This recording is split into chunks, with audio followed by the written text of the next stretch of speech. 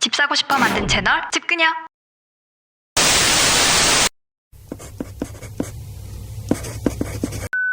집그녀 뉴스입니다. 한국, 특히 서울 대부분의 집이 주거 문화가 아닌 소비 문화로 전락하면서 집이라는 단어 자체가 절박한 단어로 바뀐 듯합니다. 서울 평균 집값은 6억, 중소형 아파트값도 10억 돌파했다고 하죠. 개비싸. 누군가에게는 휴식과 안정, 다른 이에게는 투자와 투기의 대상인 집. 당신에게 있어 집의 의미는 무엇인가요?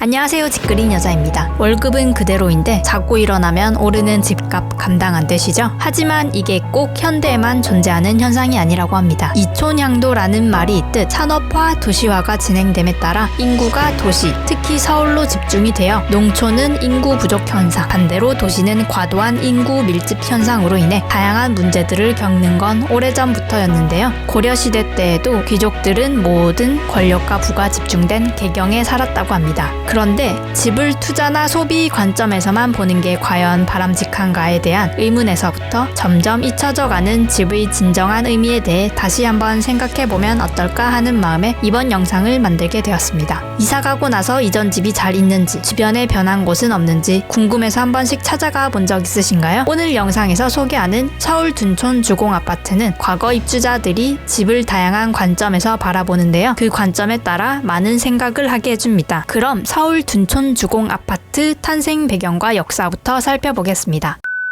서울특별시 강동구 둔촌 1동에 위치했던 둔촌 주공 아파트는 강동구에서 현존했던 가장 오래된 대규모 아파트 단지입니다. 강동구는 둔촌 주공 아파트가 지어지기 전까지 천호동과 암사동, 성내동, 서부의 번화가 빼고는 그냥 허허 벌판의 논밭이었다는데요. 둔촌 주공 아파트가 지어지면서 계획도시로 발전해 나가는 계기가 되었습니다. 1979년에 준공하여 1980년 3월부터 입주가 이루어졌고 층수는 1, 2단지는 5층, 3, 4단지는 10층 규모입니다. 집 면적은 22제곱미터에서 112제곱미터까지 있고 동수는 총 145개 동, 무려 5,930세대가 거주했습니다. 많은 세대가 살아던 만큼 이 아파트 단지는 둔촌 1동이 행정동 1개를 다 차지한다고 하는데요. 오래전부터 재개발 논의가 있어다 미뤄지면서 2017년 재건축 계획이 확정되었고 2018년 1월 19일부로 재건축을 위해 주민 이주가 완료되어 2019년 12월 17일에 완전히 철거 후 재개발에 착공하여 현재 그 자리에 둔촌 올림픽 파크 에비뉴 포레라는 이름을 가진 총 12,032세대 규모의 대규모 아파트 단지가 새로 지어지고 있습니다. 아무래도 재산적 가치를 노리는 사람이 많다 보니 재건축이 시작되면서 조합원과 시공사 간의 갈등이 적지 않은 듯합니다. 다음으로 둔촌 주공 아파트의 특징은 어떤 게 있을까요? 장점 먼저 살펴보겠습니다. 먼저 둔촌 주공 아파트는 올림픽 공원과 가깝습니다.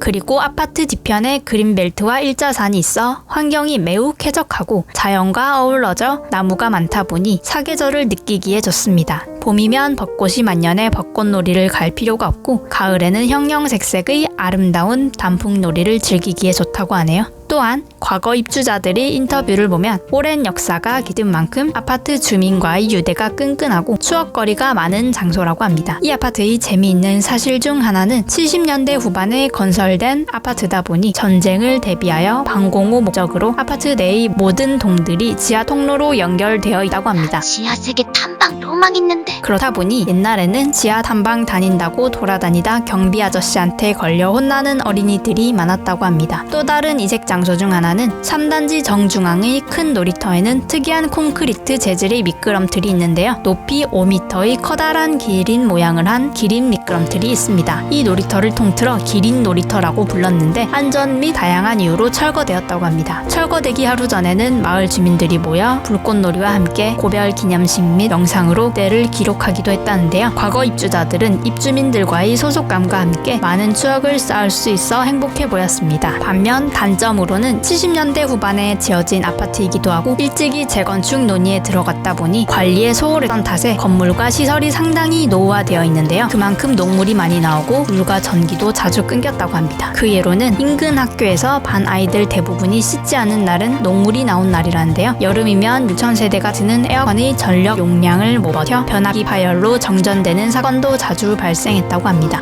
단점 보니까 막상 살기는 힘들었겠다. 또한 지하 주차장이 없어 주차 문제가 심각했고 여름엔 주변이 산으로 둘러싸여 시원하지만 그만큼 모기가 매우 많았다고 합니다. 그래도 다행이었던 점은 단지가 너무 큰 탓에 단지 내를 순환하는 셔틀버스는 있었다고 합니다. 다음으로는 다양한 프로젝트 기록들인데요. 재건축으로 사라진 둔촌 주공 아파트를 추억하기 위해 이곳이 고향이던 몇몇 청년들이 모여 마을의 수머팀을 만들었다고 합니다. 이 팀은 그동안 다양한 프로젝트들을 진행했는데요. 책 안녕 둔촌 주공 아파트와 머그컵, 배지, 포스터, 스탬프와 같은 다양한 굿즈들을 제작했습니다. 또한 아파트 철거 전 이벤트로 스탬프 투어, 기린 놀이터에서의 마지막 포토타임도 진행하고 기록했습니다. 이 외의 기록들에는 영화 집의 시간들, 다큐멘터리 안녕 둔촌 주공 아파트, SNS 채널, 페이스북, 인스타 등이 있고 아파트 주민들이 기업과 자발적인 보존 운동을 장소 애착이라는 개념을 통해 조사하고 정리한 학위 논문까지도 있습니다. 아파트 단지 내에서는 다양한 축제들도 진행했었는데요. 둔촌 축제라고 불리는 그 축제는 1991년에 1회가 개최되어 이후로 10년간 해마다 계속 개최되었다고 합니다. 바자회, 축구대회, 장기자랑, 가요제, 연예인 초청까지 이루어질 정도로 큰 축제가 매년 열려 추억들이 가득한 장소라고 합니다. 이렇게 다양한 행사들과 기록들을 접하면 제가 살지 않았던 곳이라도 아련하고 고향을 떠올리게 됩니다. 당신도 생각하는 고향의 집이 있으신가요? 사연 보내주세요. 집그녀는 구독자분들의 집을 주제로 한 다양한 사연과 제보를 기다립니다. 끝까지 시청해주셔서 감사합니다. 흥미로우셨나요? 영상이 재밌었다면 구독과 좋아요, 알림 설정까지 부탁드립니다. 그럼 전 이만!